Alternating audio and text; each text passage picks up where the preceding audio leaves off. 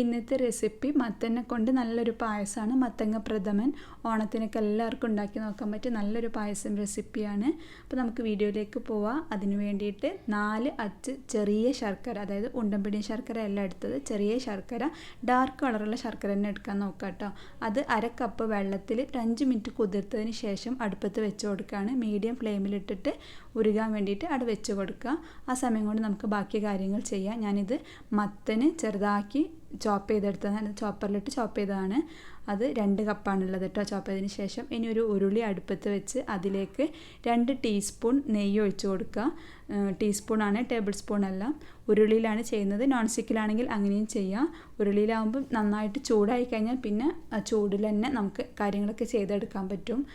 എന്നിട്ട് അതിലേക്ക് 2 കപ്പ് മത്തൻ ഇട്ട് കൊടുക്കുക.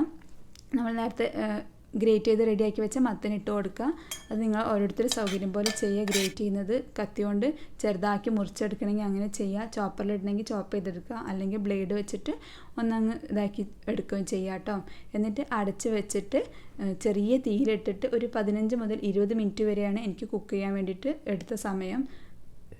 അത് ഓരോരുത്തർ അടുപ്പിൻ്റെ ചൂടിനനുസരിച്ച് മാറ്റങ്ങൾ ഉണ്ടാവും. എന്തായാലും ചെറിയ തീയിലിട്ടിട്ട് ഒരുപാട് സമയം കുക്ക് ചെയ്യുക. അപ്പോഴാണ് പായസത്തിന് നല്ലൊരു ടേസ്റ്റ് കിട്ടുക. അപ്പോൾ അതാ കണ്ടോ, ഈ ഒരു പരുവാകുന്നത് വരെ മത്തൻ വേവിച്ചെടുക്കണം. അപ്പോൾ അതാ ഞാൻ ഒരു 20 മിനിറ്റിന് ശേഷമുള്ളതാണ്. നന്നായിട്ട് കുക്കായി വന്നിട്ടുണ്ട്. കുറച്ച് സമയം അടച്ച് വെച്ചിട്ട് വേവിച്ച് നമുക്ക് ഈസി ആയിട്ട് കുക്ക് ചെയ്യാം. ഇനി അതിലേക്ക് ഏലക്കായ നല്ല ജീരകം കൂടെ പൊടിച്ചത് 1 ടീസ്പൂൺ ചേർത്ത് കൊടുക്കുന്നുണ്ട്. അതും കൂടെ ചേർത്തിട്ട് ഒന്നങ്ങ് മിക്സ് ചെയ്യുക. എന്നിട്ട് നമ്മൾ ഈ സമയം കൊണ്ട് നമ്മൾ ശർക്കരപ്പാനി അവിടെ റെഡി ആയിട്ടുണ്ടാവും. അത് ഓഫ് ചെയ്യാൻ മറക്കരുത്. അതായത് ശർക്കര എല്ലാം ഉരുകിക്കഴിഞ്ഞാൽ അത് ഓഫ് ചെയ്ത് വെക്കുക. അപ്പോൾ നമ്മൾ ശർക്കര ഉരുകിയത് റെഡി ആയിട്ടുണ്ട്. അത് ഞാൻ നമ്മൾ ഈ മത്തനിലേക്ക്, നന്നായിട്ട് വന്ന മത്തനിലേക്ക് ചേർത്ത് കൊടുക്കുകയാണ് ചെയ്യുന്നത്. 1/2 കപ്പാണ് നമ്മൾ വെള്ളം എടുത്തിരുന്നത്. തീ കുറച്ച് വെച്ചിട്ട് അത് മെൽറ്റ് ചെയ്തുകൊണ്ട് അത്യാവശ്യം വെള്ളം തന്നെ ഉണ്ടാവും. ഒരുപാട് വെള്ളമല്ല, പക്ഷെ കുറച്ച് തിക്ക് വെള്ളമായിരിക്കും. അപ്പോൾ ആ ഒരു രീതിയിൽ കിട്ടിയിട്ടുണ്ട്. ഇനി നമുക്ക് ഇതുവരെ നമ്മൾ തീ കുറച്ച് വെച്ചിട്ടാണ് വേവിച്ചിരുന്നത്. ഇനി ഒന്നങ്ങ് തീ കൂട്ടി കൊടുക്കുക. എന്നിട്ട് അടച്ച് വെച്ചിട്ട് ഇത് തിളക്കാൻ വേണ്ടിയിട്ട് അനുവദിക്കുക. അതായത് നന്നായിട്ട് ഈ ശർക്കര മത്തനും എല്ലാം കൂടെ ഒന്ന് തിളച്ച് യോജിച്ച് വരണം. അപ്പോൾ നല്ലൊരു ടേസ്റ്റ് വരിക. ഇപ്പോൾ ഇതൊക്കെ കണ്ട് ഞാൻ മൂടി വെച്ചിട്ടുണ്ട്. ഇപ്പോൾ തിളച്ച് വന്നിട്ടുണ്ട്. ഈ സമയത്ത് നിങ്ങൾക്ക് നന്നായിട്ട് ടൈറ്റ് ആയിട്ടുള്ള ഒരു പായസമാണ് വേണ്ടതെന്നുണ്ടെങ്കിൽ ഒന്നുകൂടെ ഒന്നങ്ങ് കുറുക്കിയെടുക്കുക. ഇപ്പോൾ അത്യാവശ്യം എൻ്റെത് കുറുകി വന്നിട്ടുണ്ട്. നല്ല ലൂസാണെങ്കിൽ ഇതിൻ്റെ കുറച്ച് മുന്നായിട്ട് തന്നെ നമുക്ക് തേങ്ങാപ്പാൽ ഒഴിച്ച് കൊടുക്കുക. 2ാം പാലാണ് കേട്ടോ ഒഴിക്കുന്നത്. ഇപ്പോൾ ഞാൻ തേങ്ങാപ്പാലിൻ്റെ 2ാം പാൽ ഒഴിച്ച് കൊടുക്കുകയാണ്. അതായത് കട്ടി കുറഞ്ഞ തേങ്ങാപ്പാൽ. ഇപ്പോൾ തേങ്ങാപ്പാൽ കിട്ടാൻ ബുദ്ധിമുട്ടുണ്ടെങ്കിൽ പശുവിൻ പാൽ ഒഴിക്കുക കേട്ടോ. പുറത്തൊക്കെ താമസിക്കുന്നവർക്ക് തേങ്ങാപ്പാലിന് ബുദ്ധിമുട്ടുണ്ടെങ്കിൽ പശുവിൻ പാൽ ഒഴിച്ച് കൊടുക്കുക. തേങ്ങാപ്പാലിലായിരിക്കും കുറച്ചും കൂടി നല്ലൊരു ടേസ്റ്റ്. അതുകൊണ്ട് തേങ്ങാപ്പാൽ ഒഴിച്ച് കൊടുക്കുക. എന്നിട്ട് നന്നായിട്ടൊന്നങ്ങ് ഇനി തീ കുറയ്ക്കുക. മീഡിയം ഫ്ലെയിമിലിട്ട് കുറച്ച് സമയം അടച്ച് വെച്ചിട്ട് തന്നെ ഞാൻ കുക്ക് ചെയ്തെടുക്കുകയാണ് ചെയ്യുന്നത്. അതായത് തേങ്ങാപ്പാലും മത്തനും ശർക്കരയും എല്ലാം കൂടി നന്നായിട്ട് യോജിച്ച് വരണം.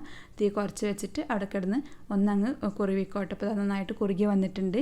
ഈ ഒരു സമയത്ത് നമുക്ക് കുറച്ചുകൂടെ ഏലക്കായും ക്യുമിൻ സീഡ്സും കൂടെ പൊടിച്ചത് 1/4 ടീസ്പൂൺ ചേർത്ത് കൊടുക്കുക. പിന്നെ കട്ടി തേങ്ങാപ്പാൽ ഒഴിക്കുക. അത് 1/2 കപ്പ് മുതൽ 1/4 കപ്പ് എങ്ങനെയാണോ നിങ്ങൾക്ക് വേണ്ടത് ആ ഒരു രീതിയിൽ അത് കൺസിസ്റ്റൻസി നോക്കിയിട്ട് ചെയ്യുക. ഞാനിപ്പോൾ ഇത് 1/4 കപ്പാണ് ഒഴിച്ചത്. പിന്നെ കുറച്ച് ഉപ്പ് സ്പ്രിങ്കിൾ ചെയ്ത് കൊടുക്കുകയും കൂടി ചെയ്യുക കേട്ടോ. മധുരം ബാലൻസ് ചെയ്യാൻ വേണ്ടിയിട്ട് ഉപ്പ് സ്പ്രിങ്കിൾ ചെയ്ത് കൊടുത്തിട്ടുണ്ട്. അപ്പോൾ നമ്മൾ പായസം റെഡി ആയിട്ടുണ്ട്. ഇനി വറവിടാനേ ഉള്ളൂ. അപ്പോൾ നിങ്ങൾ ആദ്യമായിട്ടാണ് ഈ ചാനൽ കാണുന്നുണ്ടെങ്കിൽ സബ്സ്ക്രൈബ് ചെയ്യുക. അതിൻ്റെ അടുത്തുള്ള ബെല്ലൈക്കണും കൂടെ നിൽക്കുക.